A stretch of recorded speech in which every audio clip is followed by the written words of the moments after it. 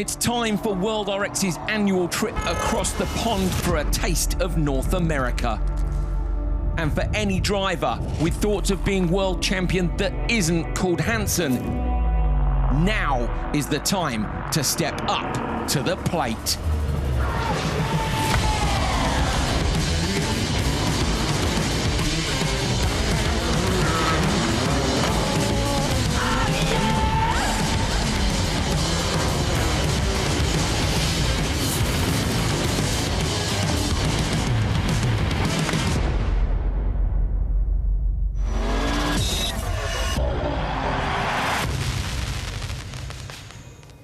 Well, hello and welcome back to Canada. This is round 7 of the 2019 FIA World Rallycross Championship, and you join us on the live stream ready for the crucial 4th session of qualifying. So this will decide who makes it through to the all-important semi-finals and who takes the long trip back home from Canada across the Atlantic, not making it into the semis. You can see the pre-grid is gathering around us. Yanni Parson car looks like it's all fixed up a little bit second-hand at the front from when he went into the Wall of Champions. So this is the pre-grid area, round to the start, but then the other side of the fence is the final corner. This tricky double right-hander, which has caught a lot of people out. You may have seen it on this live stream earlier or on the live streams that we've been doing for ARX, America's Rallycross, which is also taking place this weekend. Thanks to all of you, by the way, for your comments, sharing this. Please tell your friends that you're watching this because you're guaranteed some superb action, and we're live all the way through right now. This is Christian Szabó's car. Christian is currently in P12, so as things stand, he would make it through to the semi-final. But look, this gives you a little bit of help. We've saved some money on having any special graphics produced to just show you what the Trois-Rivières circuit is like. So this is where we are here. We're around where the number 10 is. Then the cars take the start line, and then this is the incredible long drag into sixth gear, up to over 200 kilometers an hour to that tricky right-hander.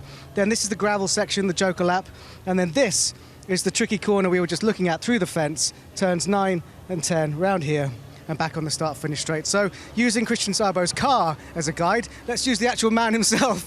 He can probably talk to us a little bit better. First of all, you got married and then you weren't very well. How are you doing with all of that going on in your sort of emotional and physical life? Oh, it's hard. Since earliest, it was ups and downs for me.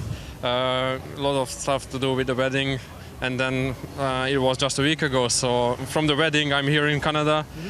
It's a tricky track. At least I have it on my car. By the way, if you want to know why it is on my car, let's check it on my Instagram page. So it's a tricky one. I'm just getting faster and faster. I'm not the best position now, but I'll do my best to stay in the top 12, and hopefully I'll be in the final. Very good. We hope to see you there, Christian. Thank you very much. So yeah, check out his Instagram feed because it's something to do with fan activity. Oh, and just as a little reference, look out for this as he goes around the circuit. That's just to prove what the team have done for him, and a little message there from the RX cartel. Anyway, it's time for qualifying 4 to nearly get underway, but someone who could talk you through what happened in qualifying 3, in case you missed it, is over there. It's Dan Rook with commentator Andrew Coley. This will be an interesting session if the last one was anything to go by. If you didn't join us this morning, you need to go back and have a little look.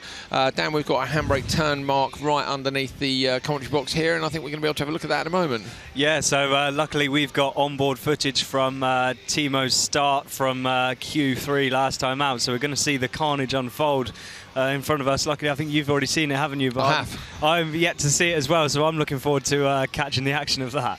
So have a look then at the action from Q3. So this was the first race, and this of course was Timmy Hanson and Liam Doran, who had issues yesterday. In turn 1, a little bit of contact between Parson and Doran. Hanson then getting through to the inside.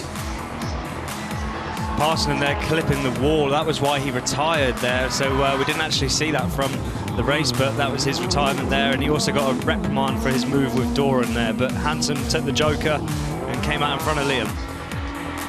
So checker flag for Timmy. He was concerned in his interview afterwards that there was basically he thought the track conditions would change, didn't he? Yeah, and they've got a similar now before we go out for Q2 as well. They've watered the track, so Timmy actually had a damper track than the rest of the guys. Cyril Raymond getting the better of Kevin Hanson. Kevin was disappointed at the end of the race, passed Cyril after the flag, and it was nothing to do with anything that happened in the race. We just think that Kevin was potentially not over the moon about how things had gone. He still sits, where does he sit? He's in 10th place after Q3, so he will want to move up the order because his brother Timmy, who's just 6 points behind him in the World Championship standings, is up in 4th. Tim Hanson, brilliant start, got the whole shot. Backward though, P5 to P2. Yeah, backward there for me was the move of the first corner. Of course, not getting the start he wanted, but able to find that gap and squeezing his way between the cars and the concrete wall there. So a bit of a gamble not to be squeezed too much, but he still wasn't quite able to keep up with Tim Hanson, as Tim Hanson was able to set the fastest lap of the session. So that was the target for Niklas Gronholm, his teammate who was in the last race. Gronholm in this run down to the first corner. Look at Scheider in the background, up on 2 wheels. Ends up backwards, keeps the car out of the wall. Here it is again, look. I think Bachuska had hit him from one side. He then hit on the other side Shisharit, and Shisharit's car, you'll see in here in turn 1, runs wide, and the suspension was broken. So great shame for Galan after a good run. He remains in 7th place despite retiring from Q3. So a good result here. We'll still see him high up in the semi-finals. This was a mistake from Baumanis. Nick Gronholm made a mistake in that corner too. Now, Gronholm was just 0.2 of a second shy of Tim Hanson's time when he crossed the finish line. So that mistake that he made on the brakes, potentially just the difference between beating Timmer or not. Doesn't matter though, he remains at the top of the table. So Gronholm looked 1Q2, backward 1Q1, Tim Hanson 1Q3. Then it's Mark Glendoran, Timmy Hanson, Gulan Shisharit, Timo Scheider as the top 8. So Shisharit and Scheider with those incidents still in there. Baumanis, Kevin Hanson look his 10th, Bachuska is 11th, Sabo in 12th, Raymond, Bennett, Derrida and Parson would love to make it. Parson, unfortunately, 2 DNFs, doesn't stand a chance. The others would need some bad luck for some of the drivers ahead of them.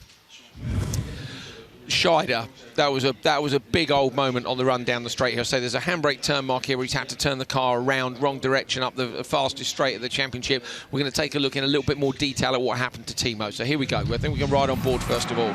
So this is Scheider off the line. I thought Bachuska, maybe it's Baumanis then that gets him. Bachuska actually seems to be out of the way in the back. We really didn't see that, did we? Here it is, on board with Scheider.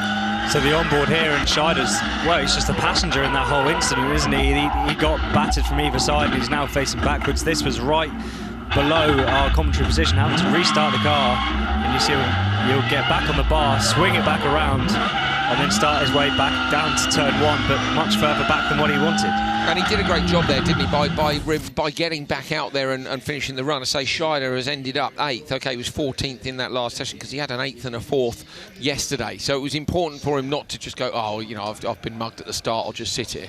Yeah, and I'd say he got lucky as well with other people from the session having retirement. So he wasn't flat last in the group. He was 14th, so he gained those few extra points by continuing his run around. First of the cars putting up to the line is Yanni Parson. Now Scheider there, of course, with his little spin around. Parson, and unfortunately, a couple of incidents this weekend. So he took a wheel off the car in practice, broke the rear suspension yesterday in Q2. And then clipped the wall just then in Q3 and had to retire then as well. Same place he clipped it in practice, but didn't look to do as much damage, but still not enough to continue. Shisharit, who had the wheel off, I feel a bit sorry for Glenn because, as I say, where was he yesterday? He was P3 overnight, so it was a really good run by him. Kind of hope he gets a better result this time. We know, he's a super talented extreme skier. He's done some crazy things in cars, Dakar, all the rest of it. And in Rallycross, I feel he's progressing more and more. And certainly this year, I think Shisharit has raised his game. Right, time for Q4. Race 1, let's take a look at the grid in this final qualifying session from Canada. Timo Scheider, Yanni Parson and Gulan Shisharit. Shisharit look is in 7th, Scheider in 8th, Parson 16th, won't make the semis here. Shisharit's gone for 4 new tyres, so they're looking to move him right up the grid if they can. Scheider just 2 boots on the front. Last session of qualifying in Canada. And then on to the semis. You want to be as close to the front as you can. Turn 1 here is exciting enough with 5 cars, let alone with 6 in the semis. Super quick reaction time across the board. They're all at 5/10s, but Shisha, it looks to have got the drag race done on the way down to turn 1. Parson, no gaining on him on the run down. Scheider's gone late on the brake. Shisha trying to go round the outside. Good at Shisha, carries the speed. Are they going to get underneath him? They're not. So Shisha, he looked like he was ahead, then it looked like they closed him down. Finally, he manages to get round the outside into the first corner. Great start. Yeah, fantastic move, and brave to be carrying that momentum around the outside of 2 cars on his inside, but because he had that wider line, he was able to carry the momentum. The corner wasn't as sharp for him as it was for Timo, so the extra speed he could carry just got in the slingshot on the exit. Parson's gone joker on lap 1, that gets him out of the mix, and really this is about Scheider and Shisha. As I say, they're actually in P7 and P8, and they're only 3 qualifying points apart, so if one of them can edge the other one a little bit, that'll make a big difference. How far behind? Yeah, Shisha, it's equal on points with Timmy Hanson. He's only a few points behind his teammate Markland and Liam Doran. So if Shisha can get a time here, Dan, is towards the front of the field, he'll be happy. But they have just walked at the track quite heavily. Yeah, they have just walked the track, but in comparison to Scheider, he's already 1.5 seconds up after the first lap. So Shisha is looking really good for this race.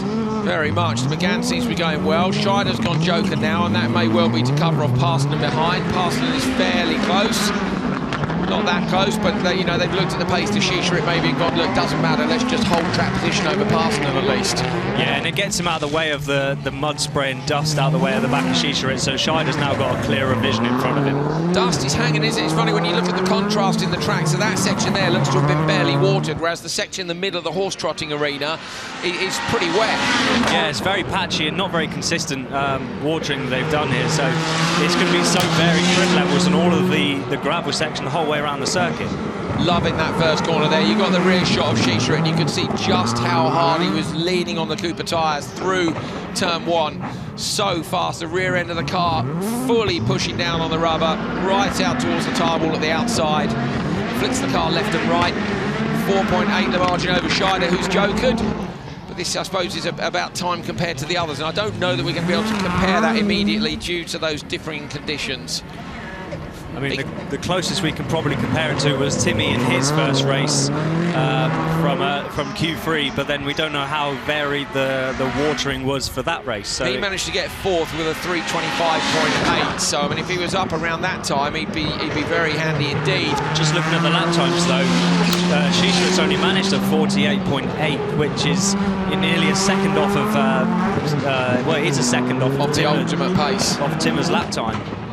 Well, he's out, he's getting a clear run. We haven't seen any major mistakes, you know, if he's doing the best that he can do in these conditions. And say it might be track, might be a combination of car and driver, but I think this has been a good run by Shisha. Just the last couple of corners to go. This is the section, I say, that seems really dusty to me, is over this crest. There you go, you can see immediately the dry dust that puffs up from behind the cars. Through the long right, and then we're going to see where he stops the clocks. Flags out. Now Shisha has done a 3:27.7, which would have been around 8th in the previous session. Yeah, so we're going 8th or 9th in the previous session. But I say we don't know what condition the track is in yet, so don't read too much into that just yet. Shisha takes it. Scheider is second. Parson gets a finish, but that will be his last run here in Canada this weekend.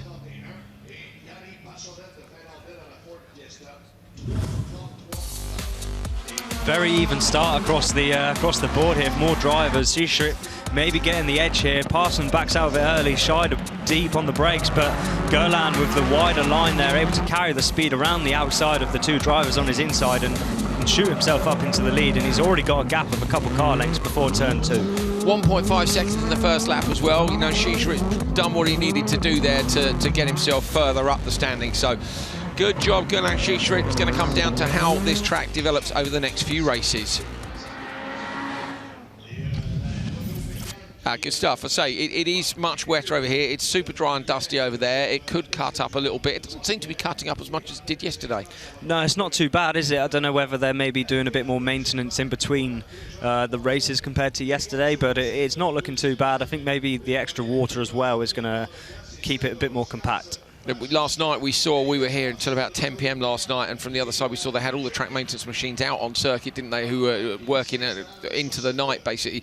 There are floodlights around the horse arena here. I quite fancy going a bit further into the dark, but hopefully no thunderstorms to delay us today. Neil Cole is with Galan Shishirit. Galan, it looked like a good clean run. Were you able to capitalise on a clean run? Yeah, I need that clean run because with what's happened on the Q3, was no choice to make a good race, but you know, it's always like this. When you have a bad race, you pay the next one, because I was first to go, super slippery, lot of gravel, so I just do the best I can, you know. But I try to stay on the top 8 at least, so let's see. Thank you. Well done. Another 3-car race coming up next. Let's take a look at the grid. Rokas Baciuska, Guillaume de Ridder and Yannis Balmanis. So Baciuska is just inside the top 12 at the moment. 4 new tyres for him, and I imagine that's an attempt to boost him further. In de Ridder in 15th. He'd need a really good run, but it's not impossible to make it, and Balmanis in 9th. So all these guys then want to get a decent time.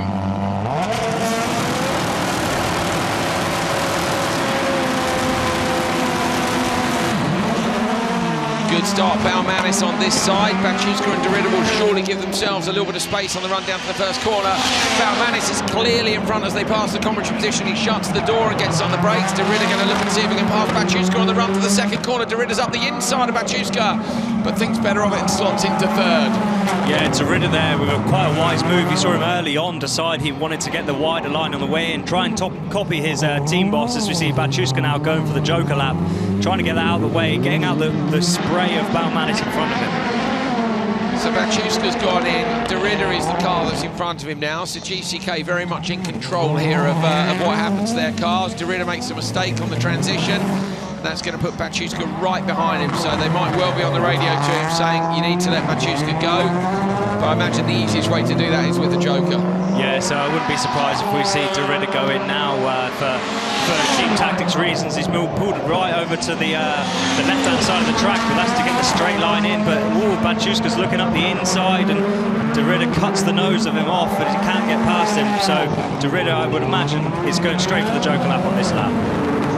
So we'll keep an eye on the lap times. Baciuska beautifully sliding through that double right-hander over the crest now. De Ridder does go Joker, so GCK on top of that strategy. Baciuska now want to chase down the gap to Balmanis. It was 4.1 seconds. Look at the top there, it's gone up to 4.3, and that could be a result of catching up with de Ridder in turn 1. So Balmanis could well go on this next lap down to cover that off. Yeah, it would make good sense for him to go in. He's then of no risk of coming out behind Baciuska, and also if he was to then go another lap and maybe make a mistake and lose that time, then he would drop back. So I'd say he's going to go in now. This circuit isn't one, is it, where it really matters when you Joker as such? I mean, obviously, tactically it matters and for vision, but there are some tracks where you really want to Joker on the last lap because of lap time, but with his position here, it doesn't really matter. Yeah, so Balmanis has chosen not to go into the Joker lap, but yeah, like I say, with the Joker lap being in the middle of the lap, it doesn't make any difference to your overall race time. Let's say, for example, where we've got Estering, where it's faster to go on the last lap because of the loss of speed you get over the start-finish line. Yeah, so lots of calculations going on. There are times then that's frustrating then, because if you need to Joker tactically, and that's why you want the whole shot at a track like Estering, so you can choose to Joker on the last lap. If you don't get that whole shot, you feel you're faster, you have to Joker, but then you know you've compromised the ultimate pace. So it is a complicated business being a spotter. De Ridder taking a couple of tenths off Baciuska on that last one. The gap is 3.4 at the minute, which should easily be enough. We said 2.7 has been about right today and yesterday. Into the Joker goes Balmanis. Oh, it's got closer. Balmanis has got enough. So Yannis Balmanis was in P9 and Baciuska was in P11. Both Scheider and Shishirit were ahead of them, so they'd like to beat those times. Shishirit was a 3:27.7, bottom of your screen. Just the drag race to the line now. Checker flag is out. When it's not going to stop, it is a 3:27.405. Balmanis goes faster by 0.3. Machuska with his 27.9 is just behind Shishirit by 0.2. So 0.2 either side of Shishirit's time from the previous run.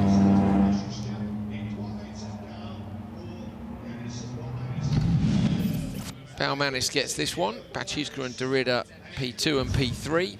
Balmanis goes top of the table, so he will be hoping that's going to close down the gap a bit on Shishirit in front. He was only 4 qualifying points behind him, so he needs a few people to slot in between them, and that's a bit of a big ask when there's only 0.3 there to fill that gap.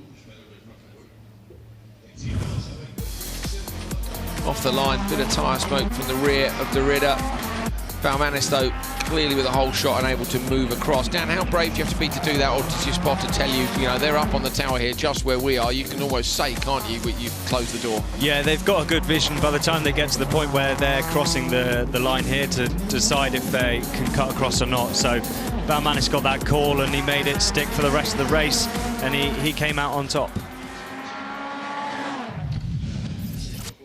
2 races to go in qualifying here. We've got 2 5-car races coming up for you. I'm really looking forward to this. Timosyanov and Gronholm was super fast in the last session. Who is your money on? I mean, I said at the start of the weekend, I think my money was on Niklas, so I'm going to stick with Niklas. I'm going to hold it out, hope for the best. Okay, I had a message on Instagram saying, who's your money on? I said the Hyundais, because I think they'd be strong here, and that's proven to be the case. So another couple of races still to come, but let's go down to Neil Cole first. Yannis, quickest so far. Looks like it's hot, dusty work in the car. It's not too bad. Outside is, I don't know, 20 degrees, inside a little bit more, so I'm quite enjoying it. It's not as hot as humid as yesterday, but I hope for the semi-finals and the finals I will be really sweaty inside here. Well done, Paldias. Thank you. Kevin Hanson pulling up to the line in the Peugeot. He's in P10. He's the World Championship leader. At the minute, he stands to lose 4 points to his brother, which will close the lead down to 2 points going into the semi-finals. Got to get a good run here. Cyril Raymond beat him last time. Anton Marken, we know, is quick. Anton's been 4th, 6th and 8th this weekend. So he's beaten Kevin in every session except the last one. Track conditions may be drying up, so it could be getting quicker. Ollie Bennett, where's Bennett? Bennett's in P14. He is only 5 points shy of Christian Sabo.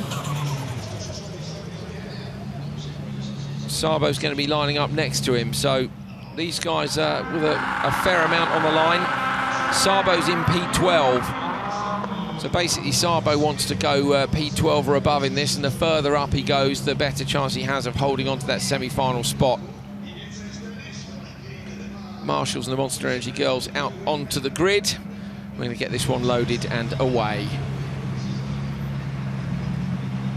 Q4 race 3 all lined up. Here is who is on the line. Cyril Raymond, Kevin Hanson, Anton Markland, Ollie Bennett and Christian Sabo. You can see 10th, 13th, 14th and 12th. It's only Anton Markland who's safe here, and Anton's got 4 new tyres. Christian Sabo's gone for 4 and Cyril Raymond as well. So a lot to play for. Kevin Hanson also hoping to close down that gap to the front runners and not lose too many championship points at this stage in the weekend. Green flag, looking for the ready to race light. Wait for the anti-lag. Oh, bad start, Anton Marken, not a good reaction time. Kevin Hanson's got him, he's in the squeeze in between Bennett and Hanson. Oh, Marken sideways. Bennett almost in the wall, just about holds on. It's Hanson versus Raymond on the way down to turn 1. He goes around the outside. Kevin Hanson's got it done. Sabo is inside Marken. Marken drops back. Cyril Raymond with a little bit of a moment on the brakes there too.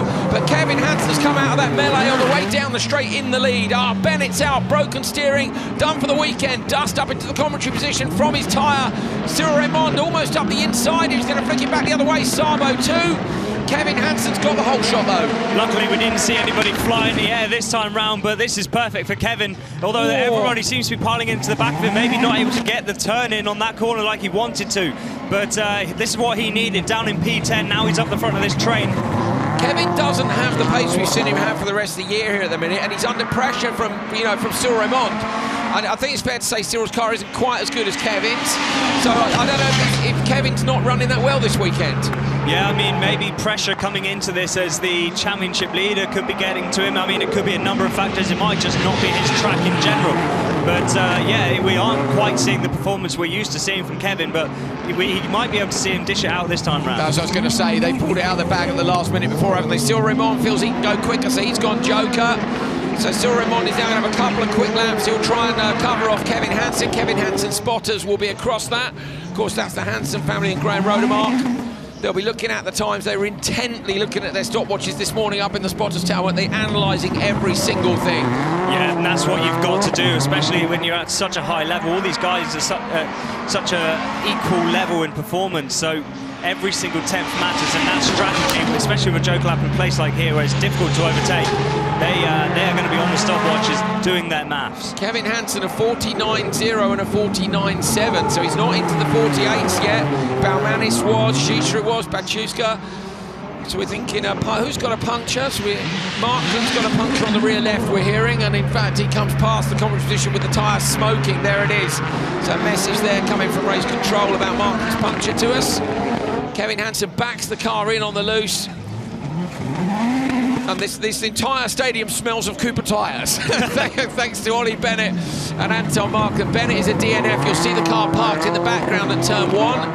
Kevin Hanson still has Christian Sabo right behind him. Let's see the lap time this time round as he goes on to the last lap. Kevin is a 49.0 again. Yeah, and Szabo behind him a 48.8, so Kevin really not got the ultimate pace. Maybe we could have seen more come from Szabo as well. I wonder if Kevin as well, don't think Kevin's on used tyres, and so, you know, is it the fact that they're saving a set for the semis, knowing that they want to make a move there? But for me, I'd kind of want to be further up the grid on the semis. I might have used those tyres now. Yeah, but I think he used the new set on the last qualifier. Cyril Raymond comes out from the merge. Szabo's got him though, or sideways, and he's going to go round the outside of him. Little tag. Oh, he's going to have to light the throttle up and flick it back the other way. Just about holds on. Fantastic. Oh, sideways again over the crest. He'll be late on the brakes. Szabo's alongside him, trying to make the pass in the last corner. Go for the undercut. Christian Szabo's going to get on the gas. Drag race to the line for P2. Kevin Hanson's going to take this one. He comes down to take the checker flag. Cyril Raymond just holds on for Christian Szabo. Kevin's time of 3:28.8 is only good enough for 4th, and we've got a whole 5 more cars to come. So it's going to depend how quick this next race is. Waiting for Anton Markland to come round and trigger the timing. There he is. Oh, you can hear the tyre flapping in the wheel arch. And the wheel scraping away down. There's Ollie Bennett parked at the end of the straight. Here comes Markland. Smoke pouring from the rear left. So where was Markland? Markland was in 4th. So, well, we've had, with Markland's retirement, things could change slightly. So here's the result of that one. DNF for Bennett. Markland loses time with that rear left tyre coming off the rim. Szabo, Raymond and Kevin Hanson with a 3:28.8. That's good enough for 4th place. We've got one race still to come.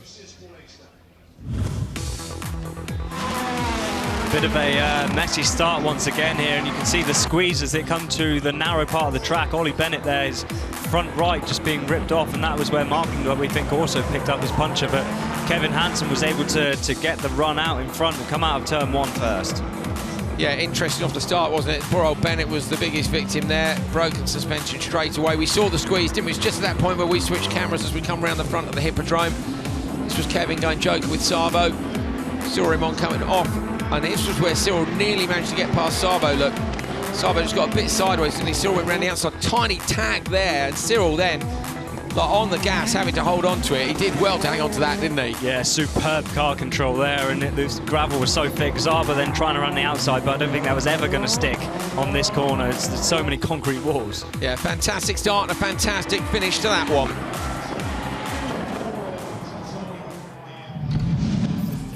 So here is the result then. Ollie Bennett with a DNF. Markland 4.05 thanks to that rear tyre coming off. Sabo is third, losing out to Cyril Raymond on the last lap, and Kevin Hansen takes it with a 3.28.8. That's where they slot into. The three of them drop in behind Baumanis, Shisharit and Bachuska. We've got 5 fast guys still to come.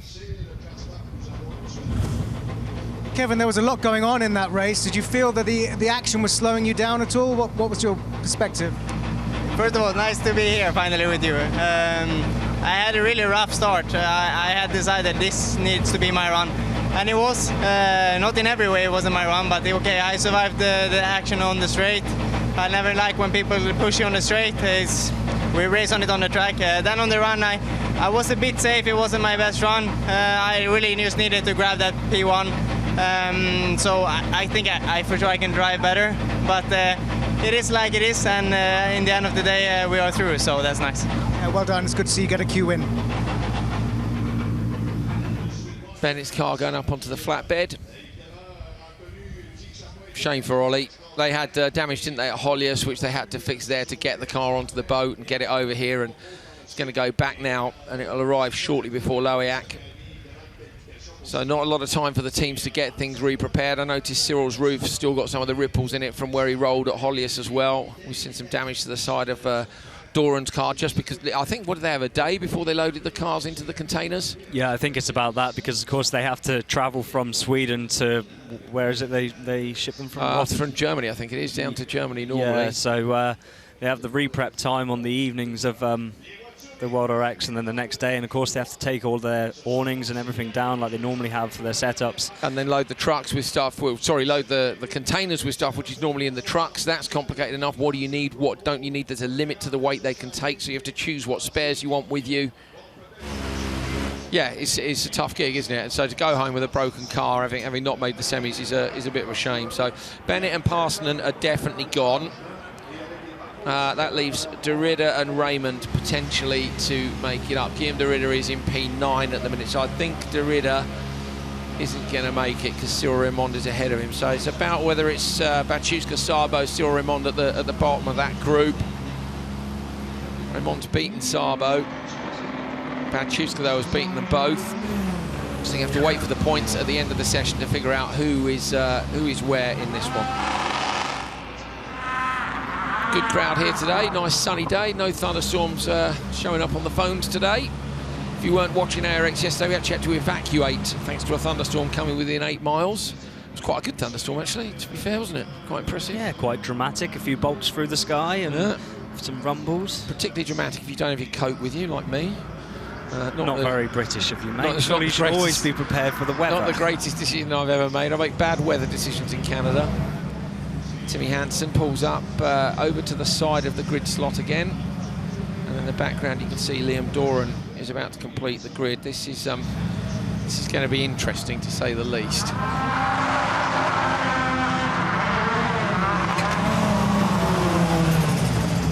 So if you wanted an exciting final qualifying race, this is the lineup you might pick, I think.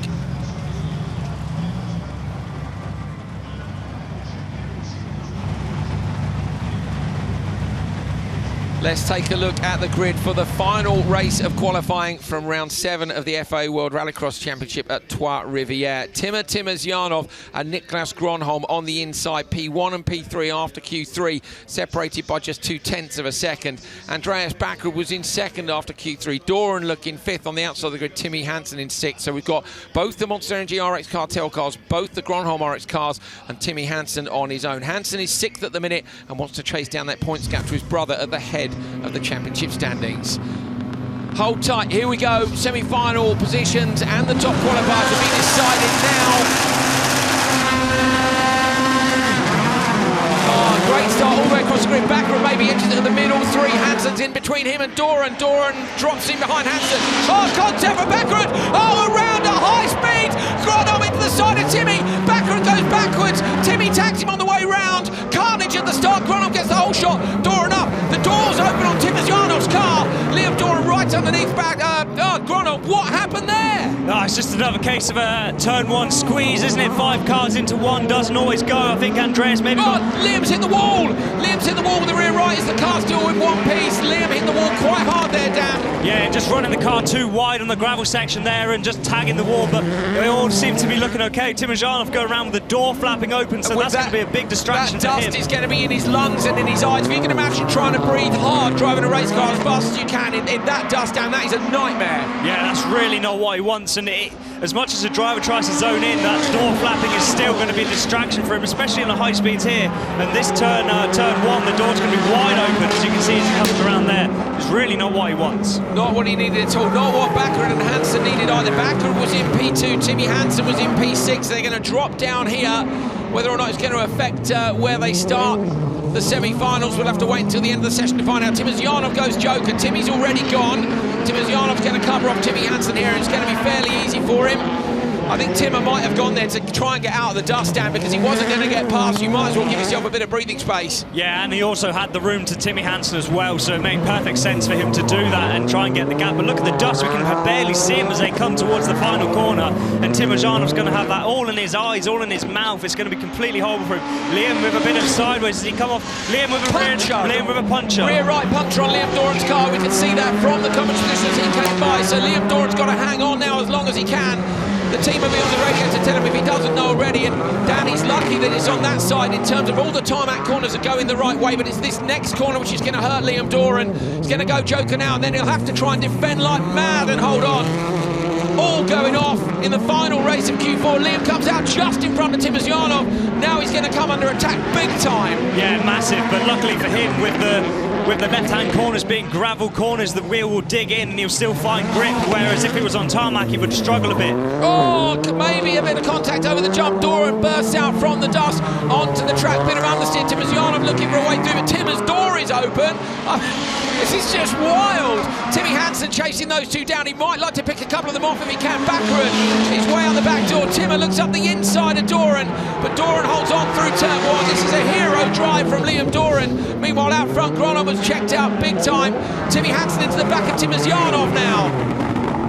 So Gronholm's lap times, he's in the 48s, but he's in the mid to high 48s, so he's not absolutely flying, but that'll be partly track conditions. Gronholm's got this easily. We're looking at the bell behind. Hanson, he had Timmer, and he got past. There's three cars still. Baccarat past all three. Baccarat moves up the second. Hanson in reverse. Doran two, they're all stuck. Timmy Hanson can't get through. Timmy Hanson's car, I reckon, is broken. He spins it back round. Liam Doran picks up. He's back into P3. Timmy Hanson has gone backwards. Gronholm comes past the commentary position now. He takes it with a 3:26.8. He wins Q4. Niklas Gronholm is the top qualifier here. Baccarat goes from 5th to 2nd on the final lap. Unbelievable scenes in Canada. What a way to round out qualifying. Timmy Hanson's coming around the last double right-hander. Doran is coming down the start finish straight. Super sideways over the line from Doran in 6th gear. Tim is going to crawl over the line with a broken door, and I don't even know what else. Timmy Hanson is just desperately trying to drag that car around. Timmy Hanson is going to drop down the standings here. He's hoping to gain time on his brother. That was carnage. Oh, time to breathe, I think. Yeah, sorry, mate. I was just looking. Look at the front left on the car is completely destroyed, and I'm not sure how much time they've got before the semis, but they've got a lot of hard work to be doing at the Hanson camp. What on earth happened there? I would talk about replays. I want to see the whole race again. Timmy Hanson is behind that flag. He's desperate to make it to the line. I'm not sure he's going to make it. It's going to be a DNF if he doesn't. Hanson is crawling to the line. He's got to cross the line if he wants to not have a DNF. Look at the car. It's absolutely crippled. It's right underneath the commentary box now. He's going to cross the timing loop. There it is. And you can hear it. Well, applause from the crowd for finishing the race. That is the wildest end to qualifying I've ever seen in the World Rallycross Championship. Niklas Gronholm takes it with a 3:26.8, and that is a decent time, not as fast as we've seen during the course of the weekend, but he was the only man who stayed out of trouble. Baccarat went from 5th to 2nd on the last lap when Doran, Timmy Hanson and Hanson parked it completely nose to tail on the standard lap just inside the Joker. There it is, Gronholm at the top. Everybody else is nowhere. Who has made the semis? I have no idea. Niklas, I'm sure you won't be aware, but that was an absolutely insane race behind you. Everyone was hitting everyone else, but it didn't affect you. No, I don't know what happened behind me. Just that I got sandwiched into turn one and Baccarat, and and Timo went straight on into each other, and yeah. From there on, it was more or less trying to control the speed and not hit the potholes. And it's now really rough on the track, and hopefully will be a bit better in the afternoon. But yeah, you have to master every conditions. But now for the moment, it's really rough. But, well done. That means you are top qualifier. Good job. Thank you. Right, here we go, replays. So, on the way down to the first corner, it's a big old squeeze through here, look. Now, this is okay, so Doran slotted in, backward turns in across Gronholm and spins himself into the path of Timmer. Timmer then can't avoid Timmy. Timmy then can't avoid Andreas. So Andreas, for me, caused that by turning in across the front. Now Timmer's door's open, that's from the contact. What else have we got? Liam hitting the wall here, and that's what causes puncture later on. I think it might have been a slow puncture, but... Good spot, Dan, yeah, fair play, maybe a broken rim. So this is Gronholm, he's got no problem. Now we know Liam's got the puncture, but as you said, the rear right will dig in on the loose, and all of the tarmac is right-handers. So he's had a touch with that. Off the gravel here, and Timmer's right behind him, and Timmy is right there as well. Now I think it's the next lap. So here's Gronholm, watch this. Liam kind of goes straight on. Timmy tries to go to the inside and ends up hitting him. I don't know what Timmer was doing. He rode the berm around the outside. And look, you couldn't have parked them worse. I mean, backward goes, thank you very much. Well, that's still a disastrous time for him as well. The three of them get away. Timmy, look, I think that's broke. That's got to be fully... Well, of course, the front left's completely off the car. Yeah, and he's obviously... Front driver's gone as well, so only rear-wheel drive. Here are the standings at the end of qualifying after that amazing last race. Niklas Gronholm with 2 session wins is the top qualifier. It's his second career TQ after taking one, of course, at Norway 2 events ago. Backrud holds on to second and Timmer's Yarnov on to third. So the top 3 remain unchanged despite their results not being great. Shisharit moves up from 7th to 4th. Baumanis from 9th to 5th. Liam Doran goes down from 5th to 6th. Bachuska is into 7th place and Markland in 8th. Bachuska was in 11th before. Kevin Hansen's up to 9th. Oh my God, Timmy Hanson hasn't made it. Timmy Hanson has not made the semi-finals. The man who is in 2nd place in the World Rallycross Championship has not made the semi-finals. Scheider, Raymond and Szabo are in. Timmy Hanson is out. There it is, the car of Timmy Hanson, stricken and on a trailer. And is that his World Championship hopes parked as well?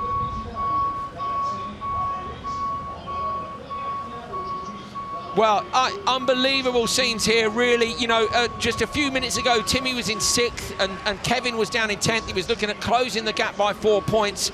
Now Kevin has made it through and Timmy has not. So Timmy's only going to score, what, 4 points, I think, this weekend. He's going to score 4 points in Canada. Unbelievable. Wow. Neil Cole.